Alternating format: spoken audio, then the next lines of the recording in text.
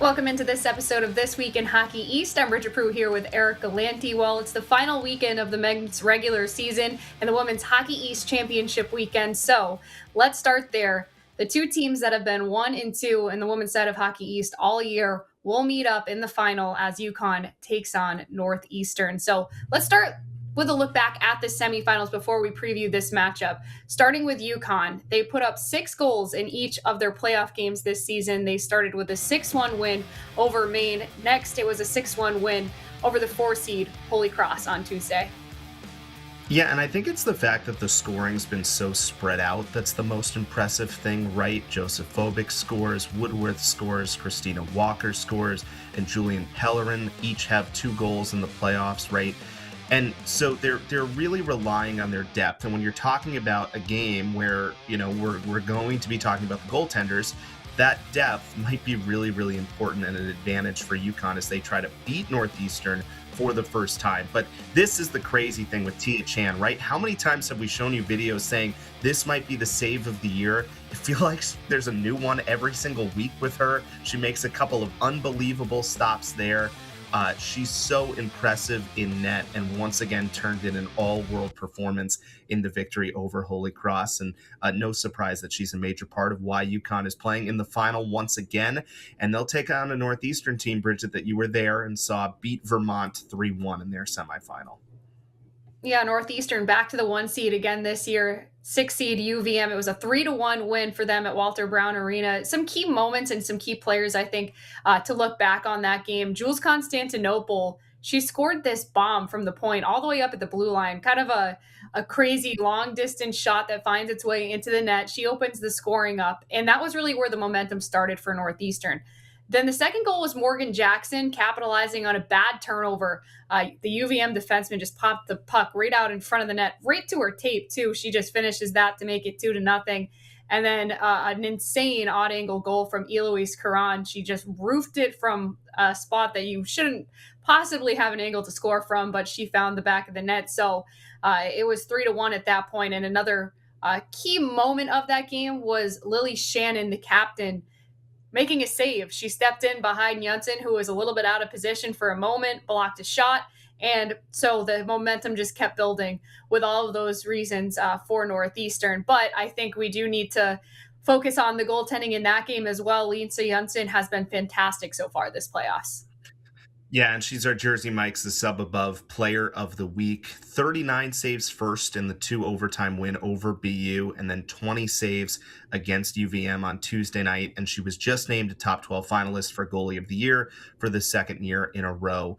So 939 save percentage, a 162 goals against. The only person ahead of her in those categories is Tia Chan. So we have quite the goaltending matchup coming up in this final. Yeah, and here's some fun facts about Northeastern in the Hockey East tournament. They have a lot of history, but right now Northeastern is making its 10th consecutive appearance in the Women's Hockey East title game. They have 6 Hockey East titles, and they're tied for BU with the most championship titles in Hockey East. Their record has been really impressive when they enter the tournament as a 1 seed. They are 19-1 in the Hockey East tournament in the years that they've come in as the number 1 seed, and they are 5-0 in championship games when they're the number 1 seed. Plus, one last stat for you about them: they have the most all-time wins in the Hockey East tournament with 39, going for 40 on Saturday.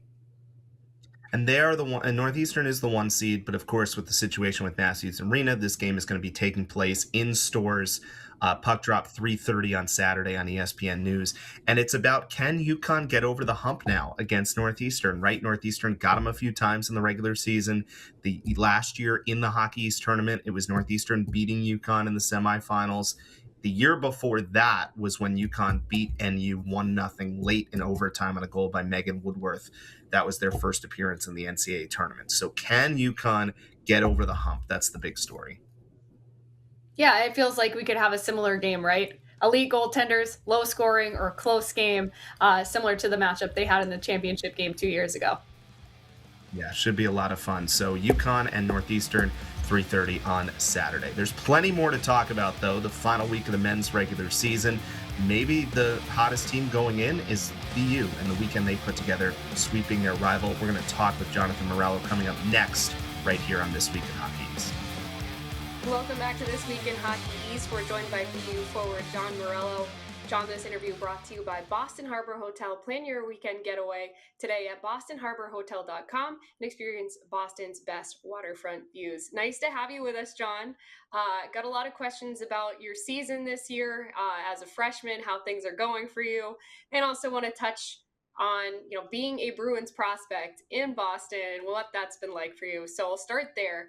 I know you've already gone to Bruins development camp two different times before you ended up as a freshman at Boston University. Take us through what that process was like for you doing that before even going to college, and maybe some of the pointers or things they wanted you to work on in your time at Boston University. Yeah, definitely. I mean, um, no, those 2 development camps, they really helped me grow as a player, I think.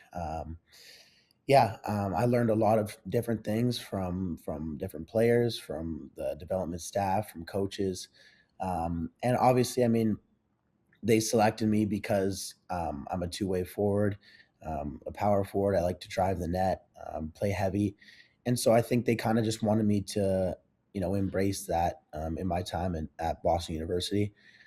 So they keep on, helping me figure out ways to get towards the net, be in better positions defensively, and it's really nice. They come to a lot of games and they send me a lot of videos, so it's really helpful.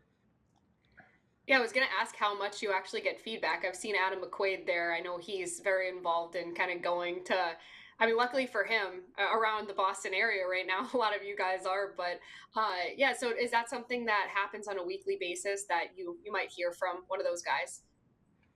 Definitely a weekly basis. Like home games, for instance, like they'll probably be at every home game. I probably I don't remember the last time they weren't at a home game, which is really nice. I mean, compared to last year when I was in Dubuque, they I think they came by a couple times, but obviously it's way more convenient for them this year, and it's really nice getting a lot of feedback. How has your freshman year been as well? Obviously, starting college is in and of itself becoming a student athlete. There's a balancing act that you have to do. What's your first year been like at BU as a student and as a player?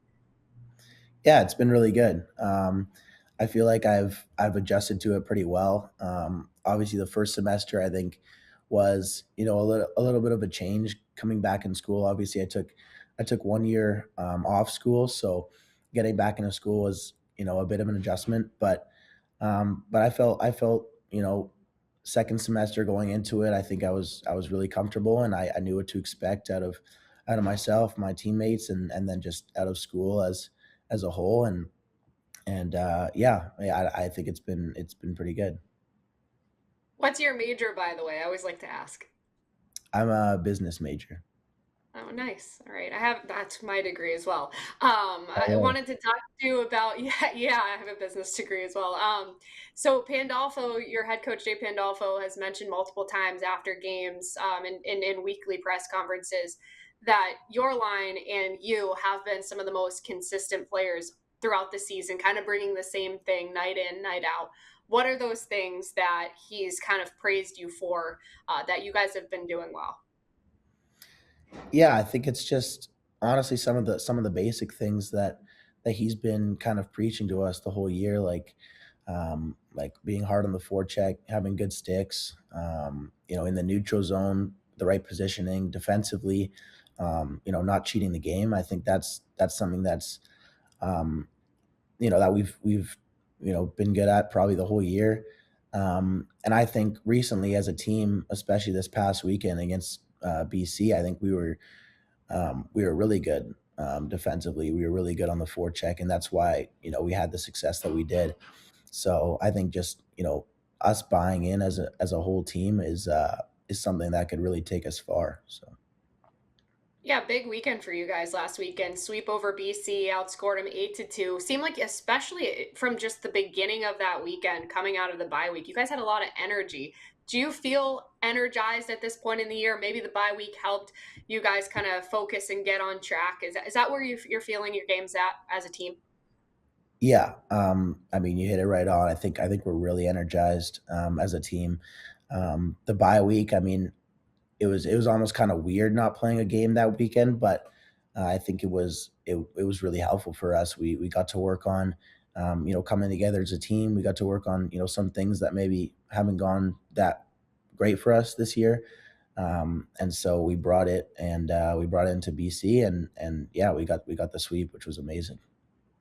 I want to ask you about your goaltender, Mikhail Yegorov. He spoke about how the bye week he felt he saw some improvements for you guys in different areas, and he seems to be playing really well right now. How important is it for him to be going at this time of year? We're heading into the last regular season game, and we're heading into the playoffs soon.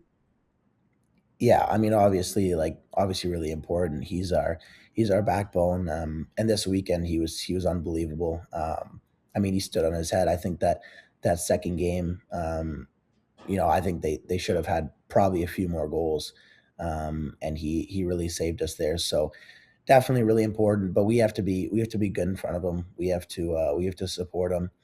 And that's really important because there's a lot of times that he can't bail us out, but when he does, it's really nice. So he's a really special goalie.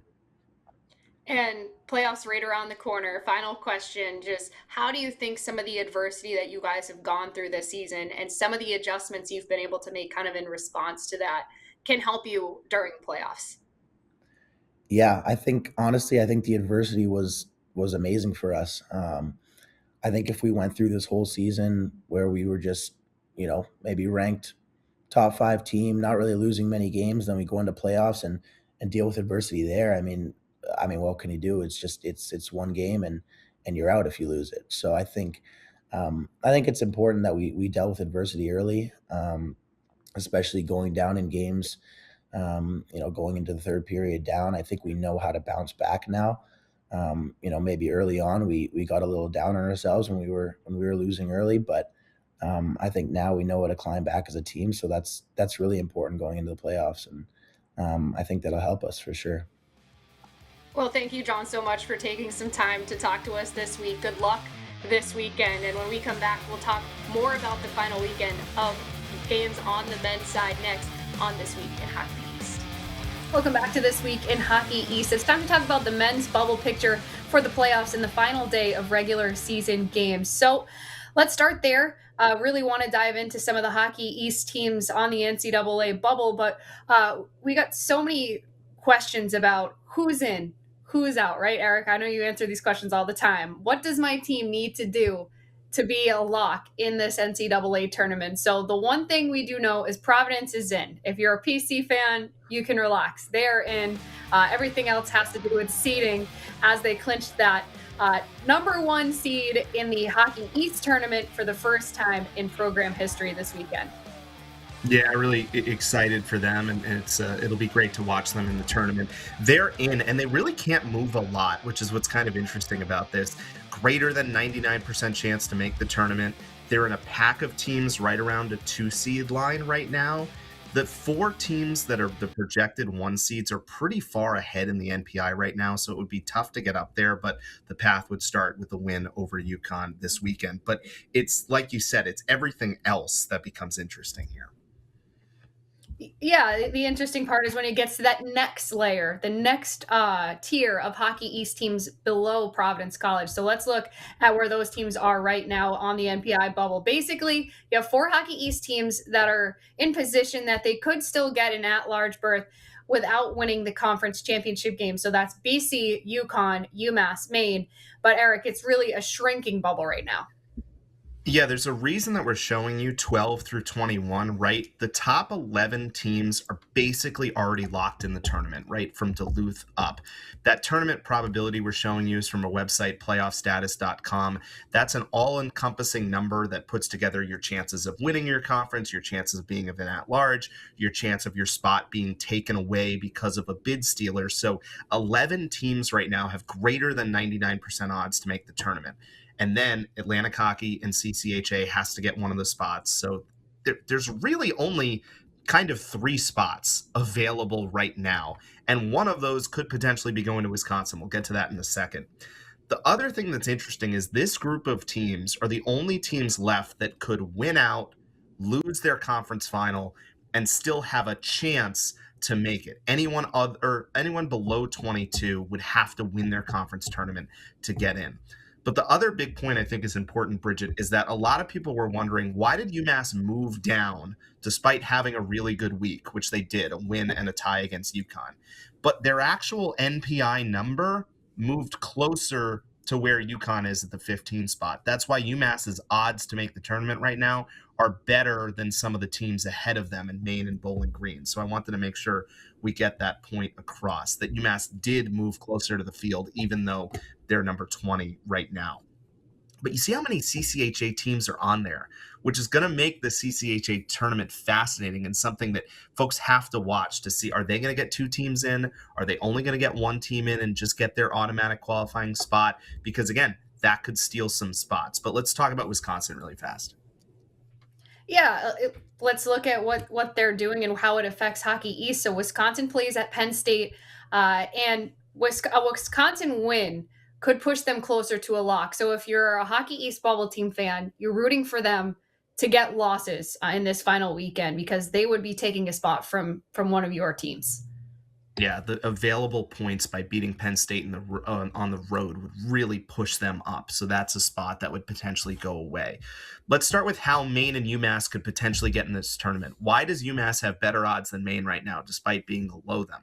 Well, it's the fact that UMass plays BC on Thursday, right? You have that available points by beating a team like BC. Maine only plays 1 game this weekend, and it's against Vermont. So if UMass, it's probably a must win in terms of getting an at-large to beat BC on Thursday. Maine likely has to win out, and they would need some help.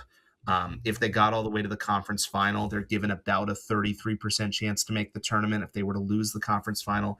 But UMass, if they were to win out, get to their conference final and lose, they would have about a 7 in 10 chance of making the tournament. So must win for UMass in terms of the at-large piece. Maine has got to get all the way to the Hockey East final, and if they were to lose there, would still need a little bit of help. But there is a path for both of those teams. Yeah, and take us through the path as well for Boston College and UConn, because these are the two that are above the cut line. They're right there. They're just trying to not lose their spots to one of these conference tournament winners, potentially being one of those teams that's not in the NPI picture right now. Yeah, UConn's holding on by a thread right now. I thought they played really well on Saturday, but Michael Hrabal was Michael Hrabal and played even better. UConn plays Providence on Saturday. We'll have that game at 4 o'clock right here on Nesson. That's a huge opportunity for UConn, because to get a win against a team number 6 in the NPI would be the best available points of any game left remaining on the schedule. And that includes the playoffs for Hockey East teams, right? Because none of these teams we're talking about are going to get in a quarterfinal against Providence. So it would be a neutral site game. So that's a huge opportunity for UConn. It's not a must win, but it's just a huge chance for them to try to move up. BC's another one where the thing I would stress is look more at the NPI number and less at the ranking for the next week or two. BC really didn't move down that much, right? They only moved down from 12 to 13 despite being swept. But they moved a lot closer to the bubble because their NPI number, right, that 54.27 is a lot closer to 54.03 than they were going into the week, where their tournament odds were probably closer to like 80%. So Thursday's not a must win for BC against UMass. It feels like a must win for UMass, but again, it's an important game against a top 20 team. The thing that you really have to watch is, like, if Augustana doesn't win the CCHA title, could they be an extra bubble team, right? If Minnesota State doesn't win but gets to the final, could they be an extra bubble team?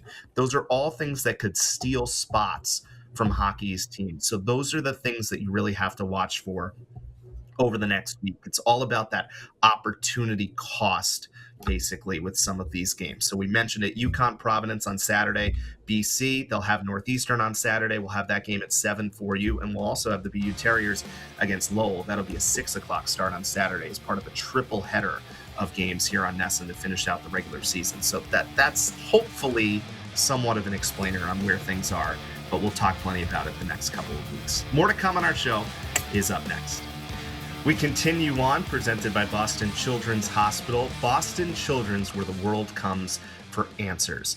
One team that we do want to quickly acknowledge for their performance last week was Merrimack. Their weekend at UVM, they take 5 out of 6 points. They're in good position to get a home game in the opening round now, and they will finish Thursday against Lowell. Really nice weekend for Kaylin Fitzpatrick, who's our Service Credit Union scoring leader for the week. A 5-point game on Friday. It's the first time a Warrior had a 5 points in a game since November of 2023. Then he added another goal Saturday. He has goals in 4 straight games and 6 of his last 7. So pretty impressive stuff there. The other thing that's happening is the women's season coming to an end, as we talked about, Championship Saturday. So some major awards, Bridgette, were announced. Yeah, we've gone through most of the major awards. And on Wednesday, it was announced that Northeastern striker Zablocki was named the Hockey East Player of the Year. Striker is the first freshman since 2017-2018 season to win. She led Hockey East, scoring 34 points in league games. And she also shares Hockey East Rookie of the Year honors with Boston College's Ava Thomas. I was wondering how that was going to shake out because it felt like this year there were so many good rookies. It was really difficult to choose. So co-rookies of the year this year, Ava Thomas had 46 points this season. And then maybe the easiest award to hand out, and that's no slight against anyone else because there were a lot of wonderful coaching jobs this season, but Katie LaChapelle is chosen by her peers as the Hockey's Coach of the Year. Holy Cross obviously turned in their best season in program history, finishing 4th in Hockey East. They made it to the Hockey East semifinals. Just an amazing story all year that it's been really fun to follow along with, and Katie did a wonderful job with Holy Cross. So those are the major awards on the women's side. Again, the championship 3:30 on Saturday. But before we go today, Bridgette, the most important race this week took place on Friday in Providence. You got that right. We're going to finish out the show strong here, saving the best for last. This was the first ever Schneider 500. And look at that. It's Daphne was out in an early lead, but here comes Anya, the 2-year-old Dotson, to take the win. And Tanner, he's 11 years old, right there. Nice Bruins jersey for him. I don't know if he trained too much for this, but he looks happy anyway. So the winner, 2-year-old Dotson, Anya. So I'm just excited to see where this goes because I think this should prompt other teams to do the same thing. I want a wiener race at every rink this year. So I'm excited to see if we can get another one going. I do believe they plan on doing this again next season. Did you say Tanner's 11 years old? That should Tanner's be like 11 years old. Be like a separate age division or something. Yeah, true. They should. I mean, if we get more, maybe we could do a senior division and then a regular division. But yeah, congrats to Anya. So, yes, exactly. Congratulations indeed. Fun times down in Providence. They're doing a lot of celebrating, as we said, the Friars clinching their first ever regular season title. So again, big day on Saturday to wrap up the Hockey East regular season. 3 games for you here on Nesson, starting at 4 o'clock, UConn and Providence. Then at 6 on Nesson Plus, it's Lowell and BU, and wrapping things up at 7 o'clock, it'll be BC and Northeastern, and then we'll get you the whole playoff schedule over the course of the following week, which we'll have for you straight through to the Hockey East final on Nesson. Fun week. Thanks again for joining us for another edition of This Week in Hockey East. Have a good one, folks.